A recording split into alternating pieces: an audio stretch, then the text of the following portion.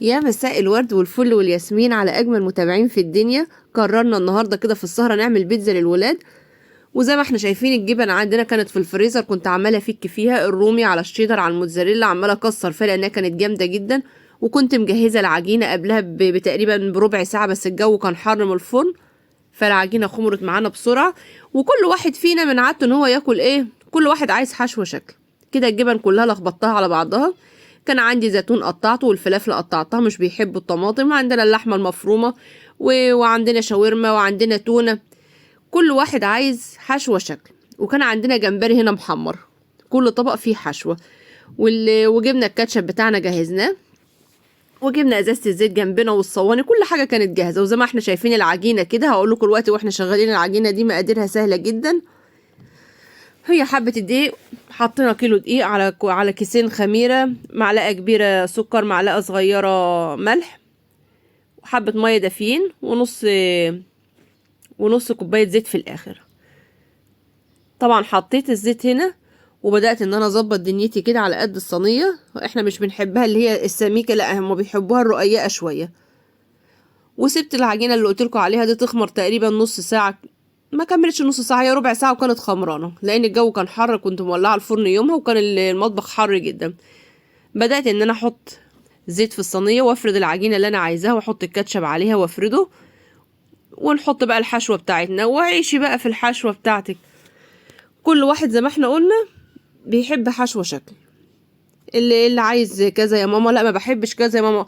انا عندي علاء لما بيجي ياكل البيتزا مفيش جبن نهائي، مفيش جبن خالص، مفيش حشو خالص. وعلاء ما مش بياكل الجبن، يعني حبه ايه، حبه موتزاريلا كده على الوش، حاجات غريبه جدا. وممكن ياكل حبه لحمه مفرومه، غير كده لا. قلت ايه، ابدا ببتاعه سمك كده. قالت لي يا ماما ظبطها لي، قلت لها حاضر يا سما هظبطها لك. قالت لي لا يا ماما، انا عايزه حته تونه، وعايزه حته شاورما، ومش عارفه، وعايزه حته ايه. قعدت تشكل كل حته كده ايه، كل حته حاجه شكل. طبعا ما رضيتش ازعلها، عملت زي ما هي عايزه، وبدات ان انا اظبط دنيتي. هنا التونه معانا كانت جاهزه مصفيه طبعا قبل ما نبدا خالص.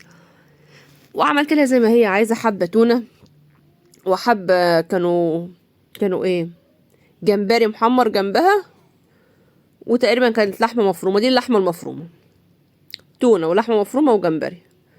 هي نفسها جابتها كده، قلت لها طيب. وقعدنا نعمل كل واحد الصينيه بتاعته. خلصنا تقريبا، عمل كيلو الدقيق عمل معانا 5 صواني بالظبط. اقول لكم المقادير بتاعته تاني. عملت كيلو الدقيق، عليه كيسين خميره فوريه، عليه معلقه كبيره سكر، معلقه صغيره ملح.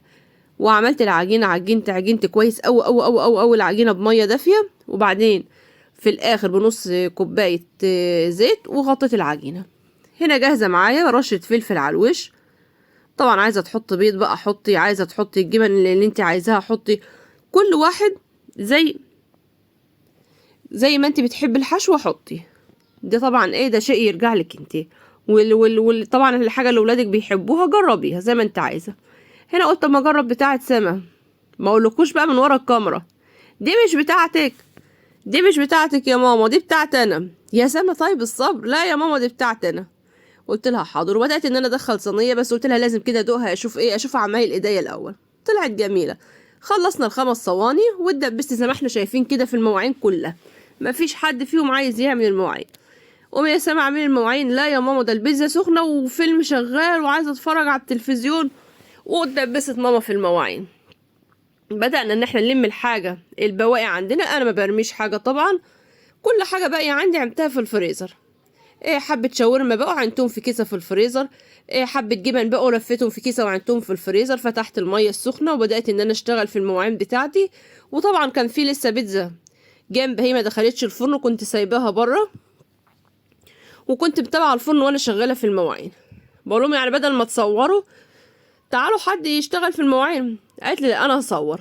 قلت لها خلاص ماشي، صورك شويه وروحي كلي البيتزا شويه، وخلينا انا قاعده شغاله كده، شغاله في المواعين لوحدي. وزي ما احنا شايفين بدأت ان انا كده انضف المطبخ اول باول عشان مفيش حاجة تبات عندنا. دي صينية هي كانت خلصانة. لازم كل صينية، سما بتقول يا ماما انت لازم كل صينية تدوقيها. بقول لها طبعا لازم ادوق عمايل ايديا. ومتابعه الفرن وشغاله في المواعين وبنضف المطبخ واشوف برمي كل حاجه مكانها كده احسن اول باول. يصبح المطبخ عليكي زي الفل، ما تبقيش شايله هم نظافه ولا هم ترويق. احسن حاجه ان انت تشتغلي في حاجتك اول باول، وبدل ما نقعد لغايه ما ناكل البيتزا. طبعا لو قعدت ما اكل البيتزا مش هقوم بعدها. ده كيس المخده بتاعنا، والفرن عندنا جوه في البوتاجاز شغالين فيه. دول كانوا اخر 2 معانا. طبعا وانا شغاله برضو كنت بشيل البيتزا من الصواني واخد الصواني برضو اغسلها اول باول. كده احسن حاجه، لا مواعين تتكوم ولا مواعين تبات عندك ولا اي حاجه. خلينا كده اول باول. والازايز غسلتها كلها طبعا ومليتها وحطيتها في التلاجة عشان لما اطبخ اخرج من المطبخ يبقى المطبخ عندي زي الفل، مفيش فيه اي حاجه خالص، لا مواعين ولا معالق ولا اطباق ولا صواني ولا اي حاجه. انا اعمل وهما ياخدوا على الجاهز. طول ما انا بشتغل والله ربنا يسامحك يا سما، ربنا يسامحك يا سما. والحته القماشه بتاعتنا هنا الخاصه بالمطبخ او فوط المطبخ زي ما احنا شايفين كده بننشف بيها كله. وفي الاخر خالص بحب ان انا اغسلها واعصرها، والوقت هحطها جوه على الغساله هنا اللي جوه دي تنشف، وكل حاجه تتعان مكانها كده اول باول. طبعا على قد ما قدرنا كده خفينا كراكيب المطبخ. يصبح المطبخ عندنا الصبح رايق كده وحلو، ويجيلك نفس ان انت تعملي تحضري فطارك، تحضري غداك، تعملي حاجتك. طول ما المطبخ فاضي يجيلك نفس تشتغلي فيه.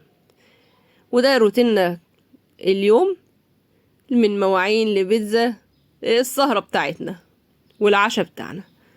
حتى البيتزا زي ما قلت لكم كده كنت بديها لهم اول باول، واخد الصواني احط فيها حبة مية سخنة تبوش واغسلها على طول. القماشة بتاعنا هي تبقى نظيفة ومغسولة، ما تسيبهاش طبعا عشان ما تعملش ريحة وحشة وتكمكم. شلنا المشاية بتاعتنا وكنسنا الارض. هي الارض كانت نظيفة بس انا قلت مرة كده كمان. وازازة المية طبعا طول ما انا واقفة في المطبخ بشرب مية.